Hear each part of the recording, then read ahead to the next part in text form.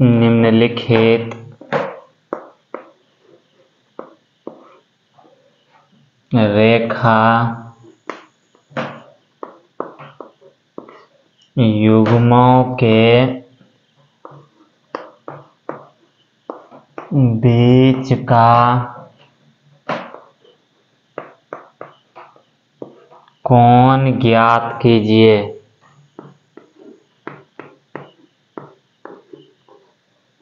कोण ज्ञात कीजिए। देखिए, दो लाइन के बीच के कोण को निकालने का ढंग सीखेंगे। इसमें पहला सवाल है x + 1/3 y - 1/5 = z + 3/4 x + 1/1 y - 4/4 z - 5/2। ठीक। देखिए, दो रेखा दिया हुआ है। दो रेखाओं के बीच का कोण निकालने के लिए आपको दो फॉर्मूला बताया गया था। एक बताए थे थीटा बराबर cos inverse L1 L2 M1 M2 plus N1 N2। ठीक। एक बताए थे थीटा बराबर cos inverse A1 A2 B1 B2 plus C1 C2 by √under A1 square plus B1 square plus C1 square into √under A2 square plus B2 square plus C2 square. ये formula तब लगाते थे जब direction को sign दिया हुआ रहता था। ये फॉर्मूला तब लगाते थे जब डायरेक्शन को रेशियो दिया हुआ रहता था।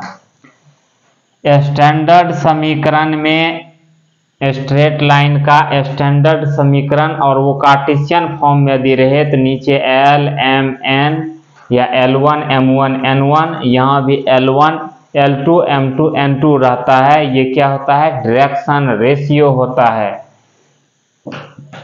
तो देखिए इसको कैसे बनाएंगे। देखिए, हम आपको बता चुके थे कि x - x1/L y - y1/m z - z1/n। तो L M N ये क्या था? डायरेक्शन रेशियो था। ठीक। तो हम डायरेक्शन रेशियो से इसके बीच का कोण निकालेंगे। चलिए लिखिए, गिवन सॉल्यूशन में लिखना है गिवन इक्वेशंस आर, ये दिया गया है।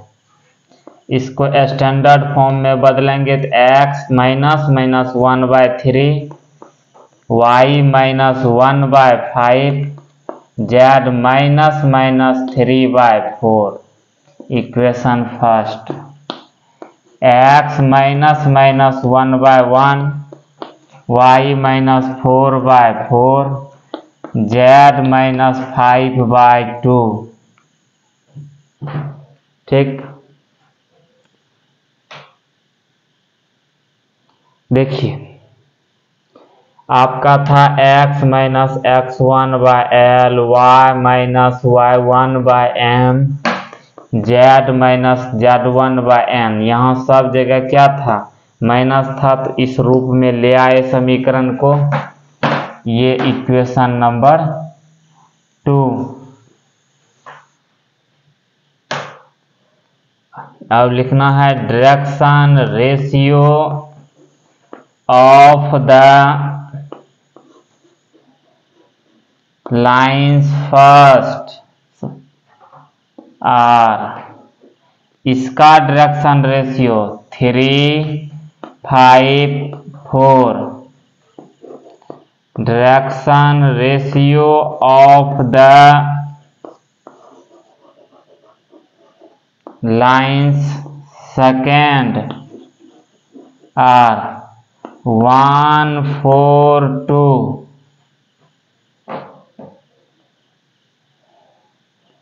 डायरेक्शन रेशियो पता चल गया। माना let theta is the angle between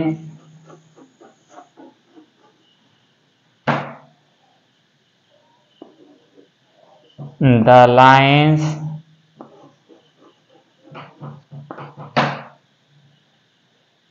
first and second। Theta क्या है? रेखाएं 1 और 2 के बीच का कोण है। चूंकि थीटा बराबर क्या होता है? Cos inverse A1। अच्छा, यदि हम इसको A1 B1 C1 इसको A2 B2 और C2 मान लें तो कोई दिक्कत नहीं होगा। फॉर्मूला क्या होता है? A1 A2 B1 B2 C1 C2 by √under A1 square B1 square C1 square √under A2 square B2 square C2 square. अब इस पर बैठा दें, आंसर आ जाएगा। यहाँ पर थीटा बराबर क्या हो जाएगा? कॉस इनवर्स A1 A2 3 गुना 1 प्लस 5 गुना 4 5 गुना 4 प्लस 4 गुना 2 4 गुना 2 बाय √अंडर A1 का स्क्वायर 3 3 9 5 25 4 चौक 16 1 का स्क्वायर 1 16 प्लस 4 2 दूना 4 कॉस इनवर्स 20 8 28 3 31 बटे 5 √2 5 25 25 50 50 को लिख सकते हैं 5 √2। यहाँ पर हो जाएगा 16 4 20 1 21।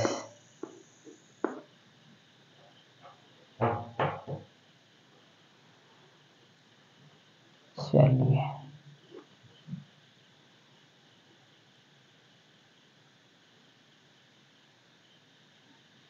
इसे यदि लिखना चाहते हैं तो theta is equal to cos inverse 31 by 21 का गुणनखंड 70 या 21 नहीं कट रहा है 5 √42।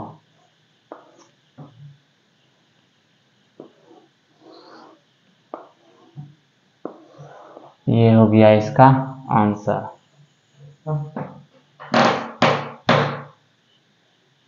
चलिए इसको लिख लें।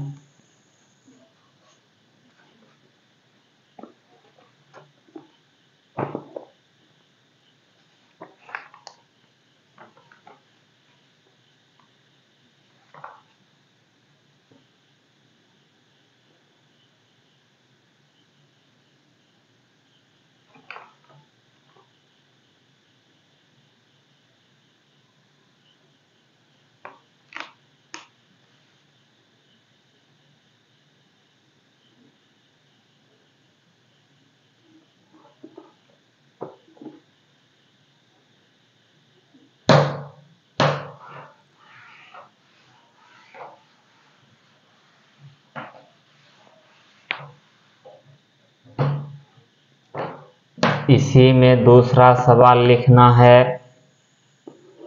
x minus 1/2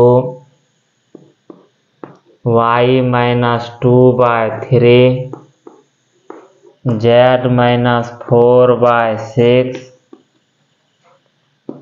x plus 1 is equal to y plus 2/2 z minus 4/2।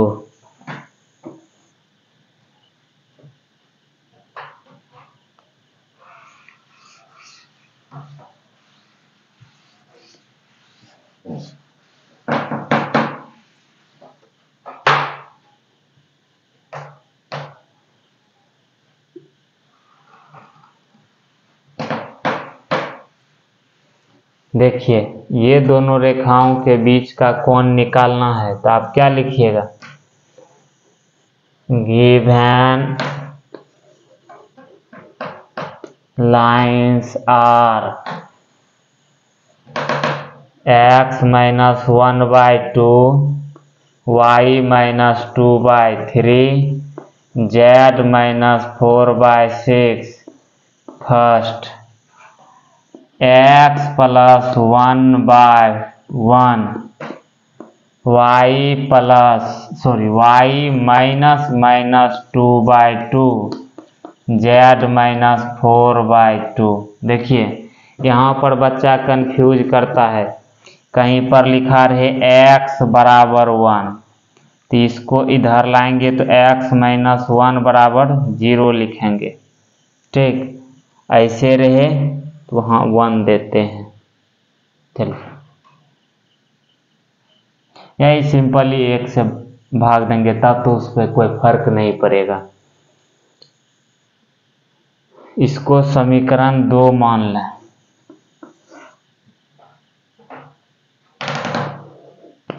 Direction ratio of the lines first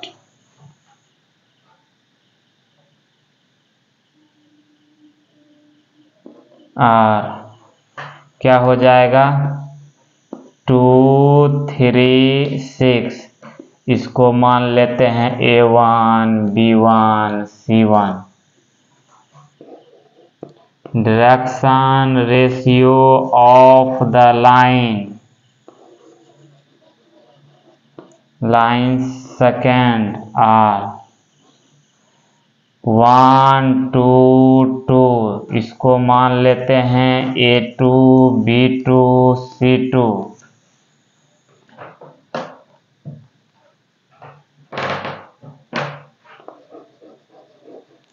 Let theta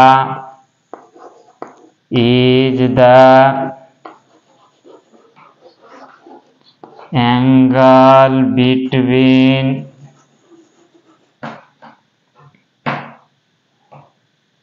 the lines first and second।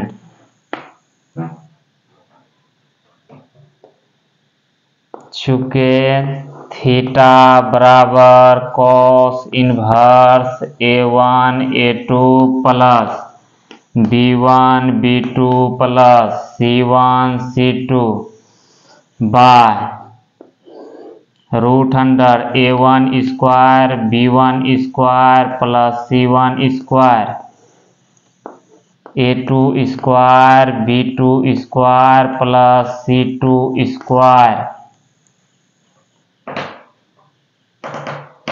Theta बराबर इतना आया मत फॉर्मूला होता है, तो थीटा बराबर क्या हो जाएगा यहाँ पर cos inverse A1 A2 2 into 1 plus B1 B2 3 into 2 plus C1 C2 6 into 2 by root under 2 का स्क्वायर 4, 3 का स्क्वायर 9, 6 का स्क्वायर 36 इंटू रूट अंडर 1 का स्क्वायर 1, 2 का स्क्वायर 4, 3 का स्क्वायर 4। थीटा बराबर कॉस इनवर्स 2 6 2 8 12 8 20। ये क्या हो जाएगा 36 4 40 9 49 49 का रूट लिए 7 4 4 8 1 9 9 का रूट लिए 3 मतलब कॉस इनवर्स यहाँ से क्या इंडिकेट हो रहा है थीटा बराबर कॉस इनवर्स 20/21। चलिए लिखिए इसको।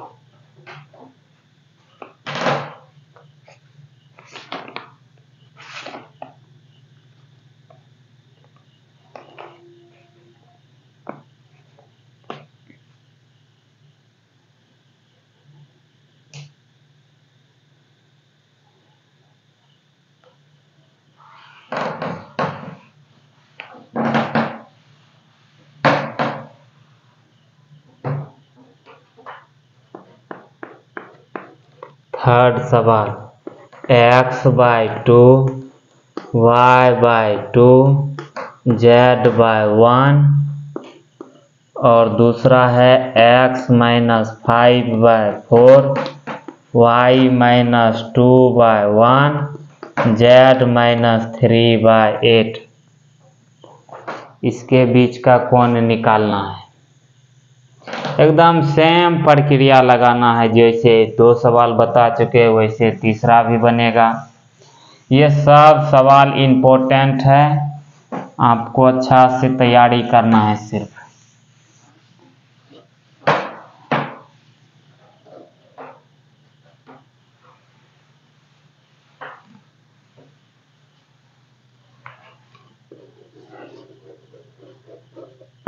गिवन लाइंस आर,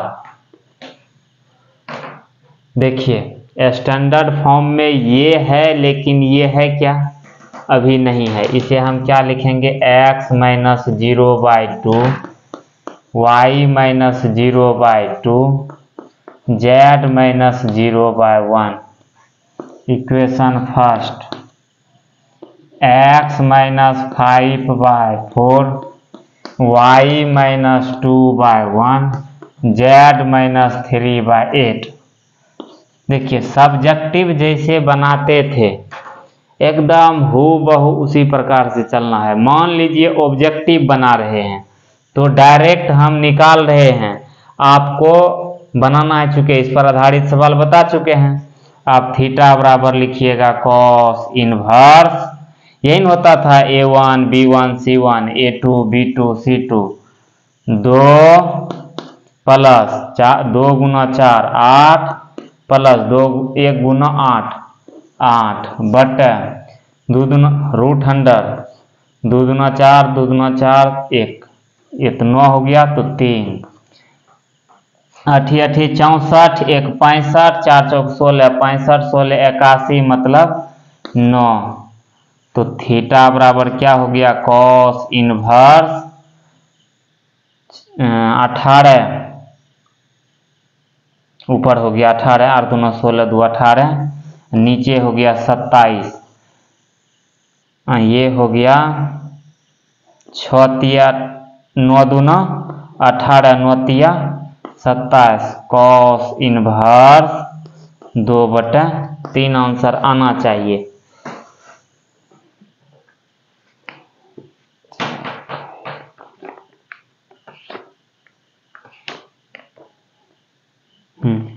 सही है। इस प्रकार से आप ऑब्जेक्टिव डायरेक्ट बना सकते हैं। सब्जेक्टिव का प्रक्रिया हम सिखा चुके हैं, आपको सब्जेक्टिव की तरह ही कॉपी में लिखना है। ऑब्जेक्टिव धीरे धीरे धीरे धीरे तैयारी करते रहें, उसके बाद हम भी करवाएंगे। इसी में नेक्स्ट सवाल देखिए, लिखा हुआ x - 2/2 y - 1/5। सिर्फ सवाल लिख लेना है, बाकी बाद रूम पे अपने से काम करना है इसका। z + 5/-3 x plus 2/-1 y minus 2/8 z minus 5/4। इसके बीच का कोण निकालना है। अच्छा, इस सवाल में आप ये ध्यान दीजिए, क्या इसको बनाना ये जरूरी था ये निकालने में? फिलहाल यदि ऑब्जेक्टिव में आ जाए, इसका जीरो का तो कोई यूज हम नहीं किए हैं, आप डायरेक्ट यहां से भी निकाल सकते थे। ठीक, ये हम इस रूप से स्टैंडर्ड फॉर्म में लाने के लिए क्या करना चाहिए वो हम बताने के लिए ये लिखे हैं। ठीक, आप डायरेक्ट कर सकते थे, जैसे यहां पर देखिए,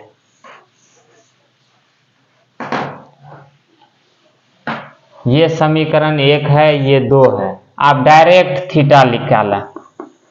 कॉस इनवर्स A1 A2 मतलब -2, B1 B2 8×5 = 40 -12। उसके बाद 5×5 25 3 3 9 9 4 13 25 13 सही लिखे हैं सवाल, पहले एक बार मिलाने दीजिए। 2 5 -3 -1 8 4 ठीक है। नीचे ये क्या हो जाएगा? 25 9 4, उसके बाद 9 9 18 का 8 बाकी 1 2 1 3 38 √38 हुआ। यहाँ पर 64 16 80 1 81 81 का वर्ग 3, तो थीटा बराबर क्या हो जाएगा? कॉस इनवर्स 26, देखिए ये -14 40 में से 14 गया 26 9√38, यही होना चाहिए।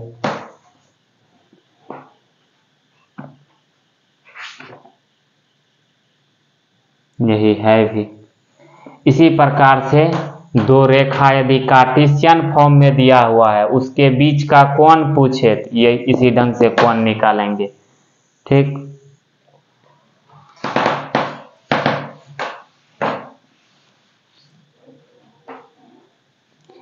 नेक्स्ट सवाल लिखें, इसी में आप लोग का होमवर्क ही चल रहा है। ये भी x + 4/3 y - 1/5 z + 3/4,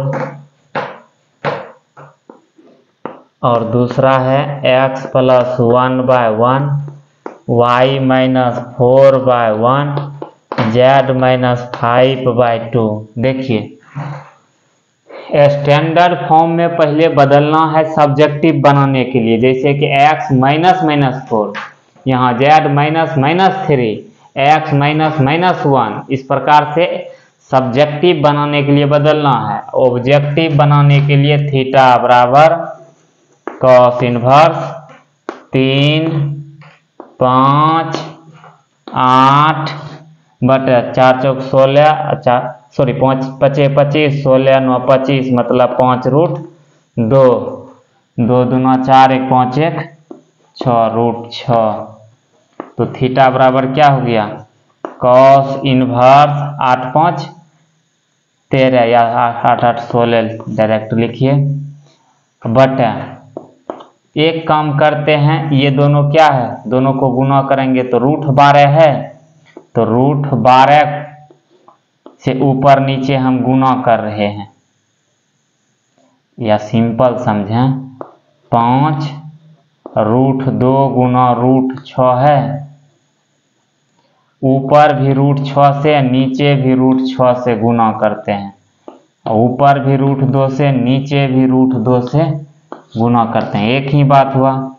तो थीटा बराबर हो गया कॉस इनवर्स 16√12 बटे ये और ये मिलकर के 6, ये और ये मिलकर के √2, सॉरी 2, 6 दूना 12, 12 पचे 60, थीटा बराबर कॉस इनवर्स 16, 12 को लिख सकते हैं 2 दूना 4 √3 बटे 60, 30 दूना 60,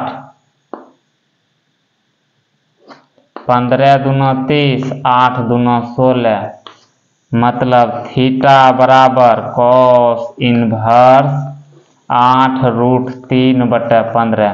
सरलतम रूप में लिखना चाहिए। देखिए आप इसको हल कीजिएगा यही आएगा, लेकिन प्रक्रिया क्या है सब्जेक्टिव बनाने का जो बताए हैं वही प्रक्रिया है। 5 का 1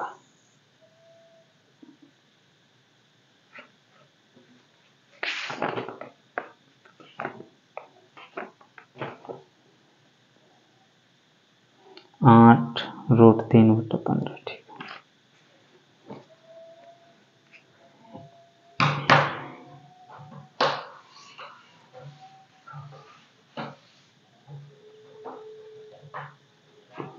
ये भी रहा होमवर्क। x - 3/1, y - 2/2, z - 2/-4,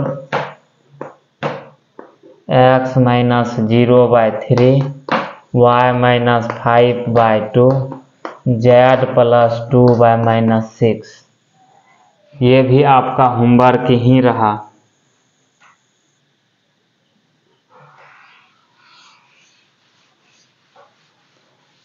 देखिए इसको बना लेना है, इसी ढंग से बनेगा।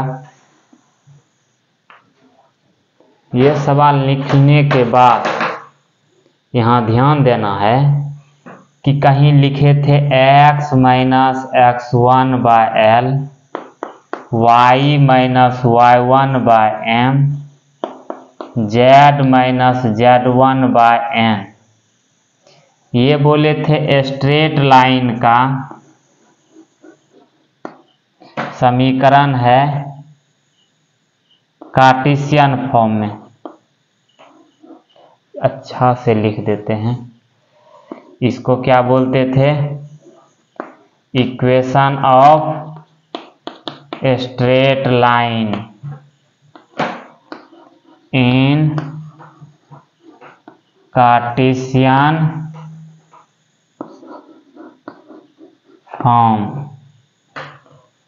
ठीक, रिकैप कर लीजिए तो इसको एक बार। पहला पॉइंट, इसका डायरेक्शन रेशियो क्या है?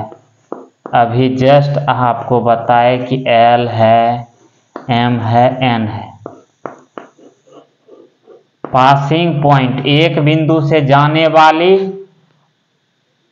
और जिसका डायरेक्शन रेशियो दिया हुआ है वो, उस रेखा का समीकरण यही है। तो पासिंग पॉइंट क्या होता था? x1, y1, z1। यदि कोई समीकरण इस रूप में दिया हुआ है तो इससे हम ये डाटा कलेक्ट कर सकते हैं। इसी में से वेक्टर इक्वेशन लिखना हो तो क्या करेंगे?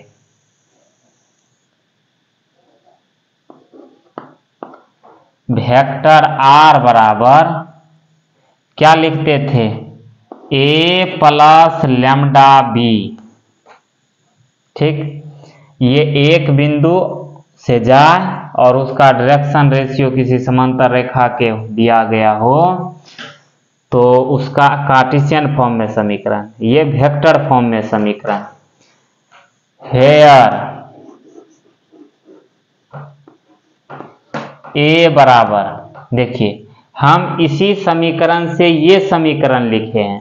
ठीक, a बराबर λb। तो a क्या है, b क्या है वो लिख रहे हैं। तो a क्या है? x1 i + y1j + z1k। और b वेक्टर किसको बोलते हैं? li + mj + n के कोई साधारण वेक्टर है, कोई भी साधारण वेक्टर ले लें, ये नहीं सोचना है कि यही वाला, कोई भी ले लीजिए, तो आई जे के गुणांक क्या कहलाता है? डायरेक्शन रेशियो कहलाता है। वही यदि यूनिट वेक्टर के आई जे के का कोफिशिएंट लेंगे, वो डायरेक्शन कोसाइन कहलाता है। चलिए इस बात को अच्छी तरह से ध्यान में ले आवें कि यदि ऐसा हो तो उससे डायरेक्शन रेशियो पूछे तो ऐसे लिखना है, पासिंग पॉइंट बोले तो ये लिखना है, वेक्टर इक्वेशन बोले तो ये लिखना है, डायरेक्शन कोसाइन पूछ ले तो क्या करते हैं?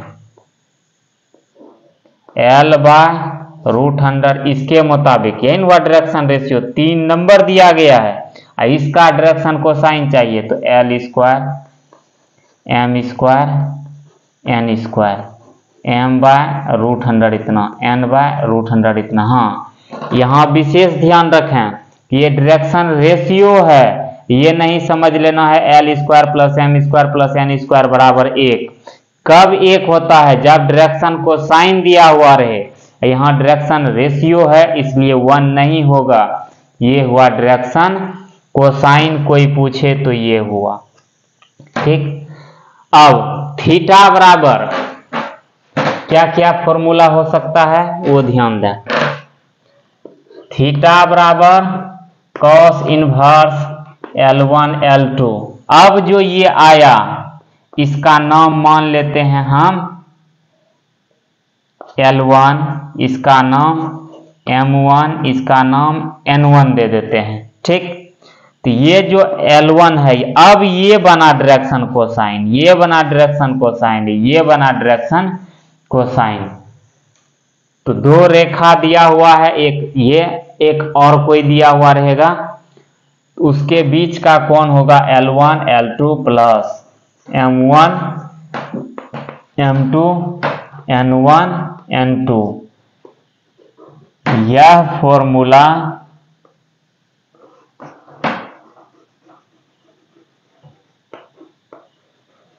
तभी लगावें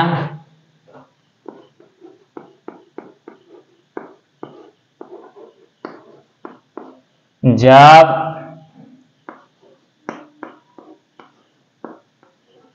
दोनों रेखाओं का डायरेक्शन कोसाइन मालूम हो। ठीक, एक थीटा बराबर बताए हैं cos inverse A1 A2 B1 B2 C1 C2 by √100 A1 square B1 square C1 square into √100 A2 square B2 square C2 square. यह फॉर्मूला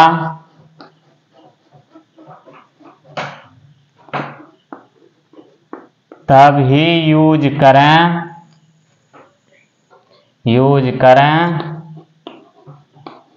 जब दोनों रेखाओं का डायरेक्शन रेशियो पता हो।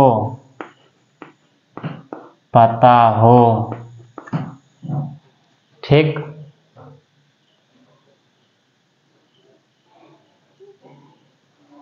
इसी तरह से दोनों रेखा होगा, या तो इस तरह से दोनों रेखा होगा।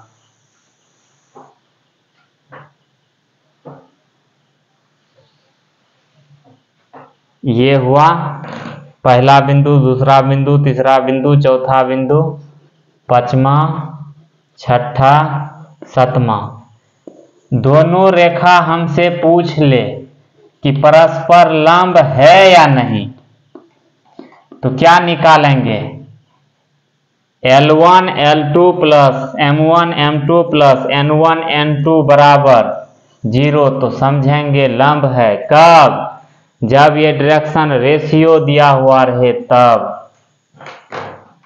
सॉरी डायरेक्शन रेस, यहां पर ये क्या है, डायरेक्शन कोसाइन है, यहां नहीं समझ लेना है कि ये डायरेक्शन रेशियो है, सिर्फ यहीं पर समझना है कि इस तरह का समीकरण दिया हुआ है,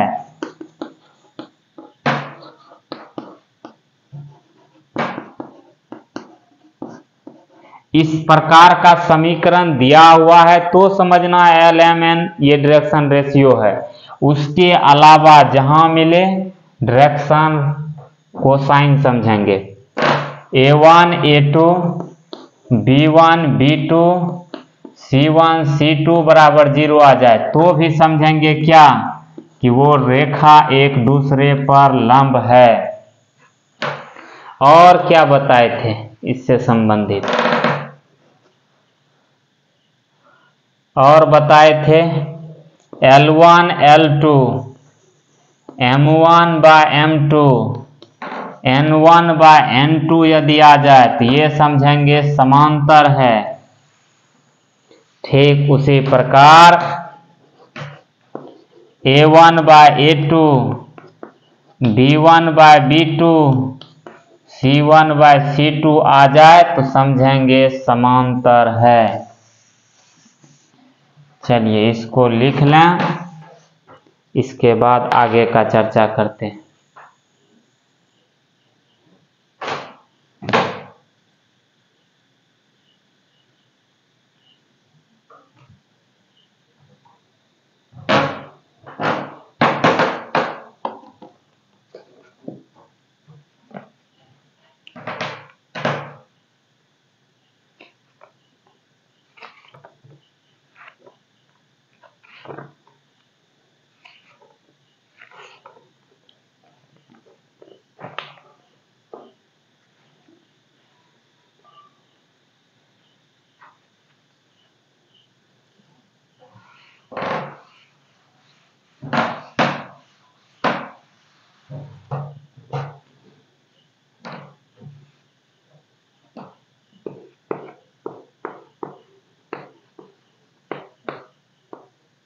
निम्नलिखित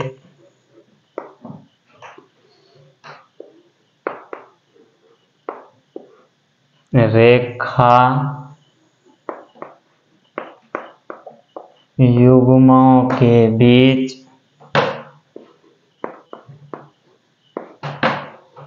का कोण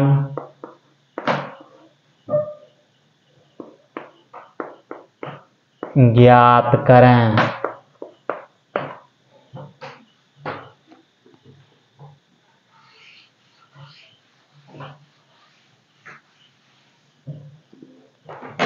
फर्स्ट रेखा R बराबर 3i plus 2j minus 4k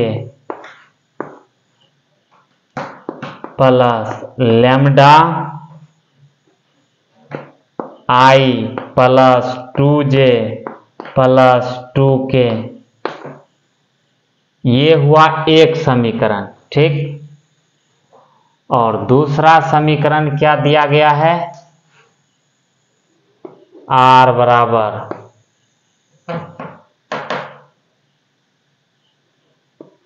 5i minus 2j नहीं है 2k, 5i minus 2k plus mu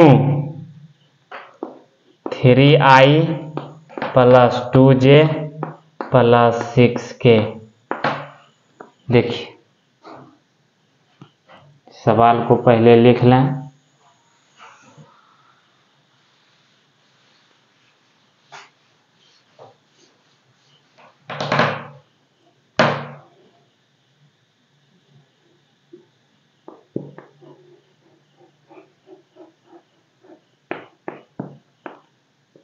लिख लीजिए पहले सवाल।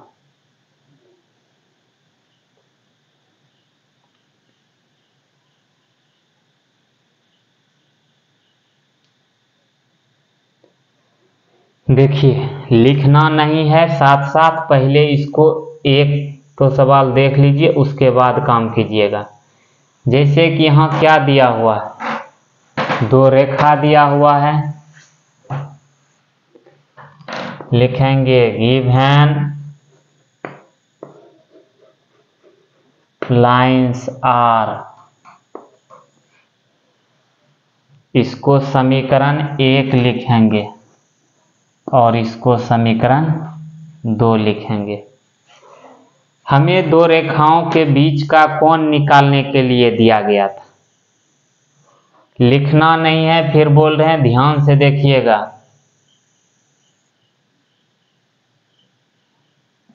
कार्टेशियन इक्वेशन देखिए, अभी जस्ट हम कार्टेशियन इक्वेशन में समीकरण को, कार्टेशियन इक्वेशन में समीकरण हमें मिला था, तो उससे डायरेक्शन रेशियो निकाले, उसके बाद एंगल निकाले। इसको कार्टेशियन फॉर्म में कैसे बदलें वो सीखना है। फ्रॉम फर्स्ट समीकरण 1 से देखिए, x माइनस, यहां से देखिए समीकरण 1 पहले लिख लीजिए, 3i plus 2j minus 4k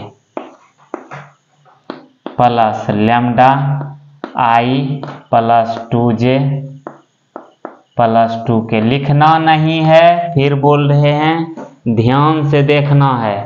ये किसका जगह लिया है, ए वेक्टर का, ये किसका जगह लिया है, बी वेक्टर का। अब फिर इसमें भी ए, फिर इसमें भी ए मान लेते हैं r1, इसको मान लेते हैं r2। यहाँ लिखना है गिवन r1 बराबर ये, r2 बराबर ये। तो यहाँ क्या होगा, a1 b1, ठीक। उसके बाद यहां से पासिंग पॉइंट कितना आ रहा है, पासिंग पॉइंट, देखिए पासिंग पॉइंट को a मान लेते हैं, तो a बराबर कितना है, 3i plus 2j minus 4k। अभी जस्ट लिखे थे पासिंग पॉइंट। अच्छा, इसी को कार्टेशियन फॉर्म में कैसे लिखेंगे, पॉइंट के रूप में, ये वेक्टर के रूप में है, पासिंग पॉइंट। एक बिंदु से एक वेक्टर बनाते हैं और ओरिजिन से मिलाने पर, तो ये क्या हो जाएगा, 3, 2, माइनस 4, ये हो गया पासिंग पॉइंट, ठीक।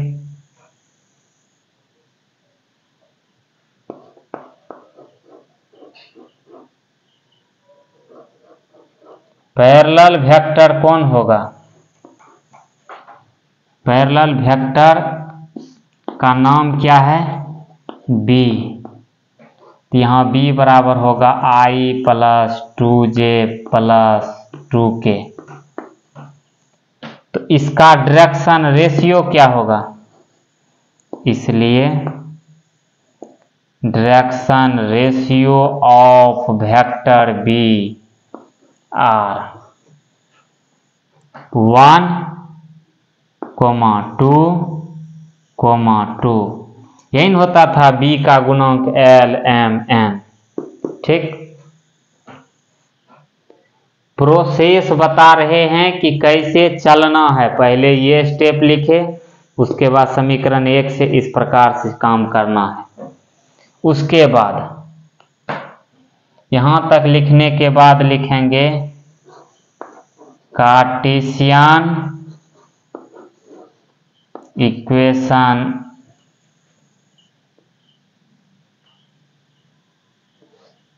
Equations are. कार्टेशियन फॉर्म में इक्वेशन लिख रहे हैं, क्या लिखते हैं, x माइनस x1, x1 का जगह कौन लिया है, ये, बाय l, l का जगह ये, y minus y1 by m, z minus z1 4 by 2। ये हो गया, इसको मान लेते हैं समीकरण 3। देखिए, सपोज कीजिए आप सवाल वो ना दे करके सवाल ये दे दे, वेक्टर इक्वेशन से कार्टेशियन इक्वेशन में बदलें, या वेक्टर, यदि वेक्टर इक्वेशन ये दिया हुआ है तो निम्नलिखित में कार्टेशियन इक्वेशन कौन होगा, तो ये होगा। इसको डायरेक्ट कैसे लिखेंगे वो देखिए, यहाँ तक पहले समझ लीजिए। इसको इससे डायरेक्ट ये लिखेंगे, कैसे लिखेंगे वो समझें। यहाँ लिख देते हैं, देखिए x minus x1 by L1 के जगह 1, y माइनस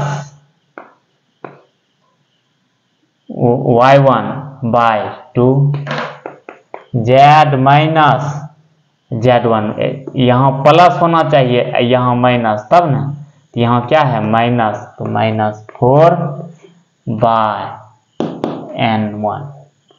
तो यहाँ से डायरेक्ट यहाँ कैसे आए, इस प्रकार से। सब्जेक्टिव में इस प्रकार से लिखना है, यहाँ तक चले आए,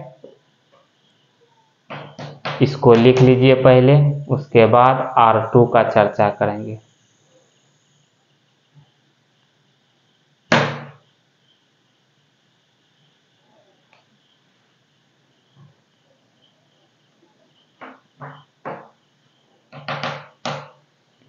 देखिए R2 बराबर फ्रॉम सेकेंड,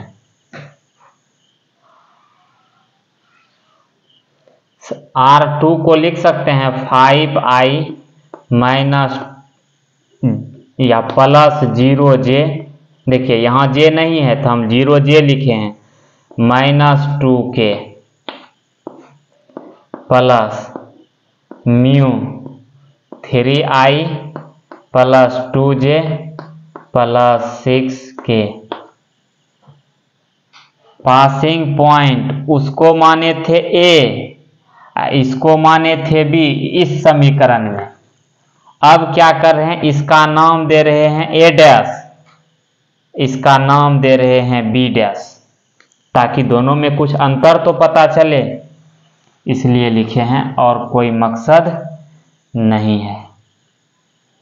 यहाँ देखिए क्या हो जाएगा, 5i plus 0j minus 2k।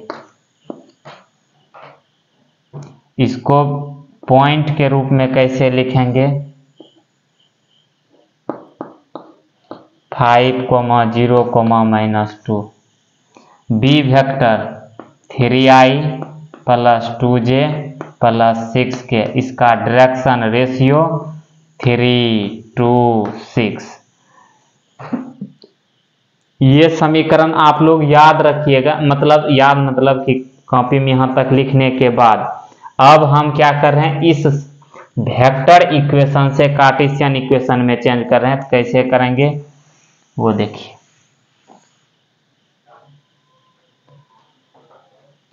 x minus x1 by L1, y यहाँ j है क्या, j नहीं है तो 0 बाय इसमें तो यहाँ तो L1 या LMN, तो ये m,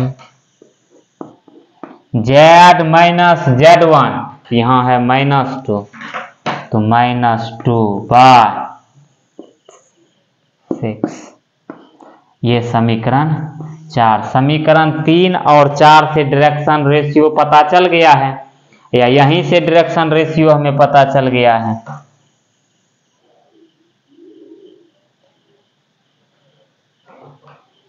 यहाँ तक पहले लिख लें, उसके बाद आगे का काम करना है। लेट थीटा इज द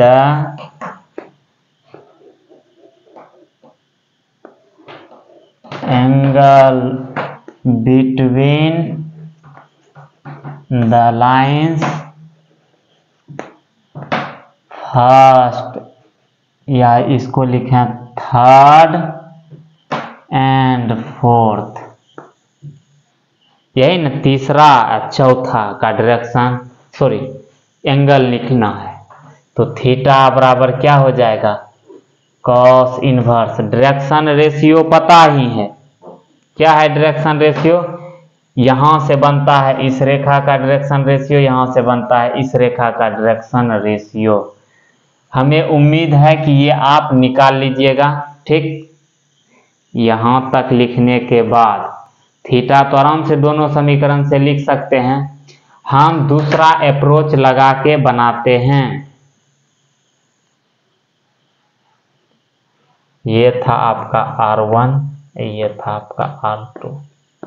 चलिए पहले तो यहां तक आप लिख लीजिए पहला मेथड के मुताबिक, उसके यहां तक लिखने के बाद यहां तक लिखें। वीडियो रोक करके लिख लें, बहुत लंबा हो रहा है वीडियो।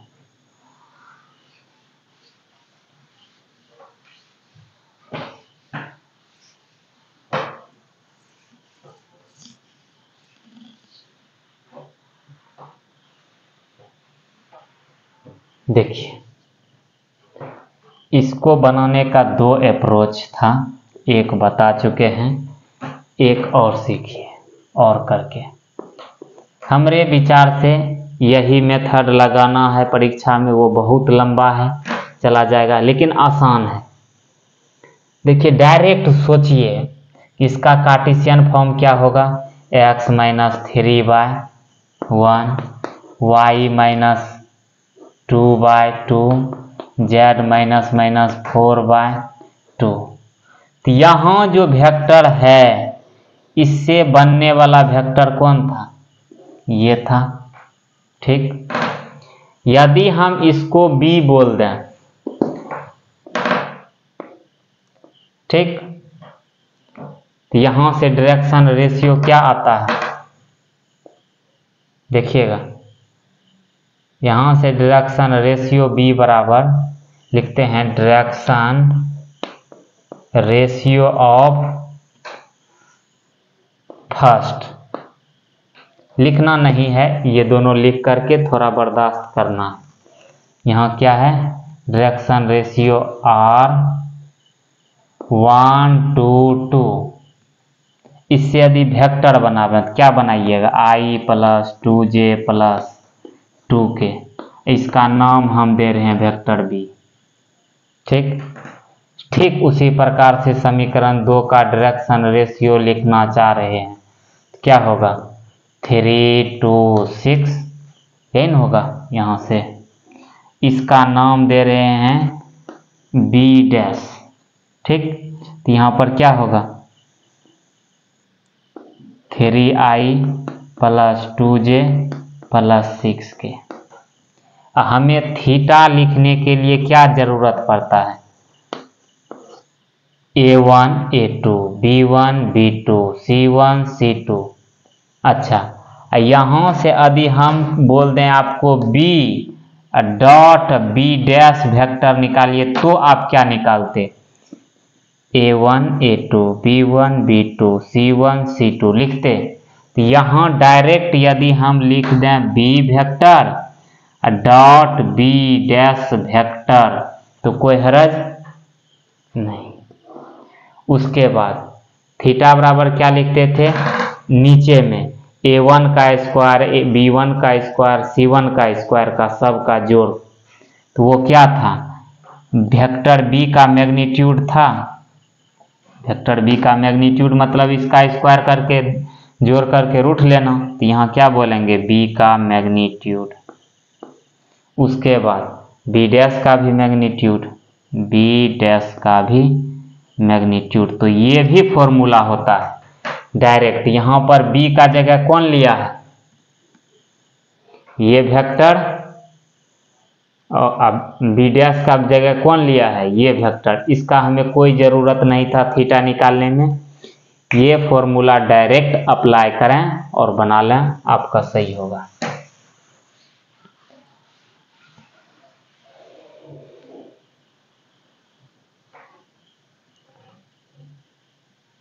लिखना है फ्रॉम फर्स्ट।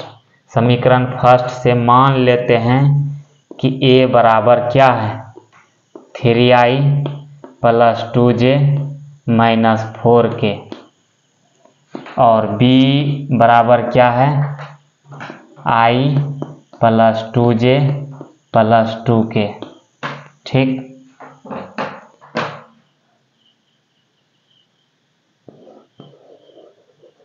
फ्रॉम सेकेंड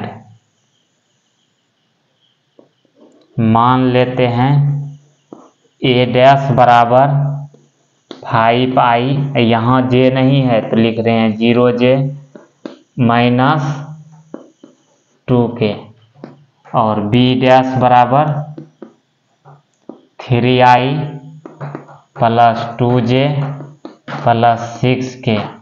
ठीक, आप इस जगह एक भाषा का यूज कीजिएगा। यदि R1 बराबर a प्लस लैम्डा b तथा R2 बराबर a dash plus mu b dash हो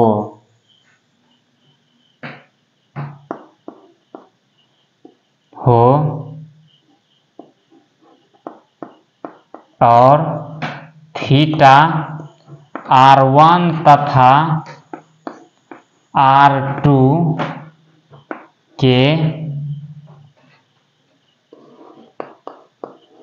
बीच का कोण हो तो यदि इतना तथा इतना हो और थीटा a और b R1 और R2 के बीच का कोण हो तो थीटा बराबर cos inverse b dash dot b dash by magnitude of b into magnitude of b dash ये होता है।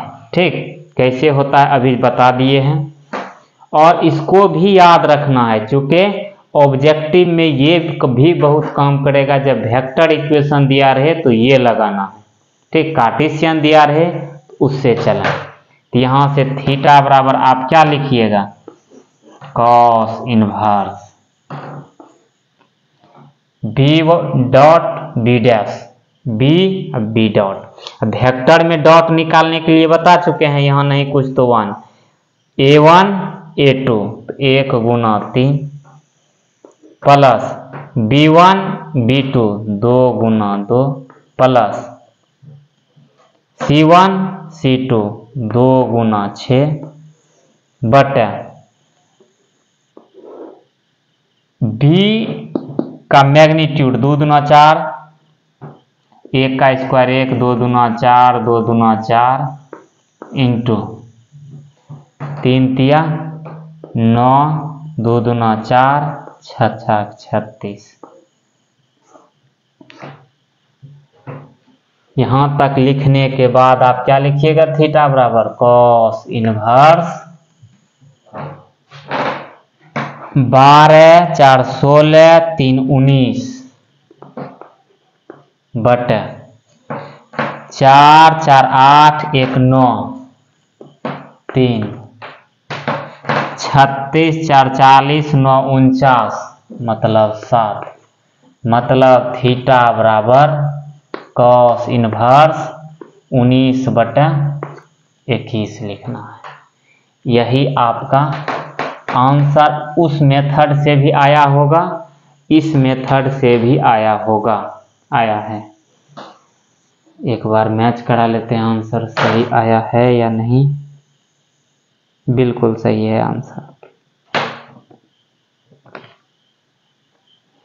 देखिए, दो मेथड में से आपको जो आसान लगे उससे चलें। उससे भी फायदा है, इससे भी फायदा है। चलिए इस एक साथ यहीं पर समाप्त करते हैं। आज लंबा भी हो गया शायद लगता है, और इसके आगे कल सीखेंगे। यदि मान लीजिए इस पर नहीं उतना कॉन्फिडेंस आया है इस तरह से बनाने पर। और 2-4 सवाल इस पर बनवाएंगे तब कॉन्फिडेंस आएगा। स्ट्रेट लाइन भी 3 दिन चलेगा, 3 क्लास